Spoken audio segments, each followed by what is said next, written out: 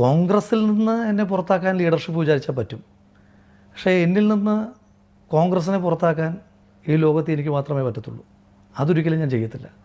ഇപ്പോൾ കോൺഗ്രസ്സിന് തോന്നുകയാണ് ആജീവനാന്ത കാലം രാഹുൽ പുറത്ത് നിൽക്കുന്നതാണ് പാർട്ടിക്ക് നല്ലതെന്ന് പറഞ്ഞാൽ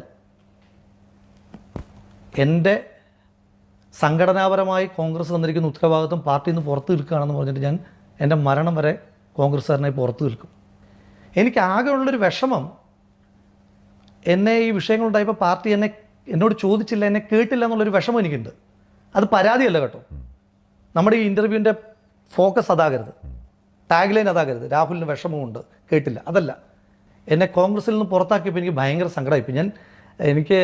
എനിക്ക് അത് പറഞ്ഞറിയിക്കാൻ പറ്റാത്ത സങ്കടം ഉണ്ടായ കോൺഗ്രസ്സുകാരനാണ് ഞാൻ. കാരണം ഒരു പാർട്ടിക്കാരന് താങ്ങാൻ പറ്റുന്ന ഏറ്റവും വലിയ പണിഷ്മെൻറ്റാണ് സംഘടനയുടെ ഭാഗമല്ലാതെ അയാൾ പുറത്തായി നിൽക്കുക എന്ന് പറയുന്നത്. അതാണ് എന്നെ ഏറ്റവും തകർത്ത, എനിക്ക് ഏറ്റവും പേഴ്സണൽ വിഷമമുണ്ടായത്. പക്ഷേ അതൊന്നും ഒരു വിഷയമല്ല. പാർട്ടി ഒരു വലിയ ലക്ഷ്യത്തിലേക്ക് പോവുകയാണ്.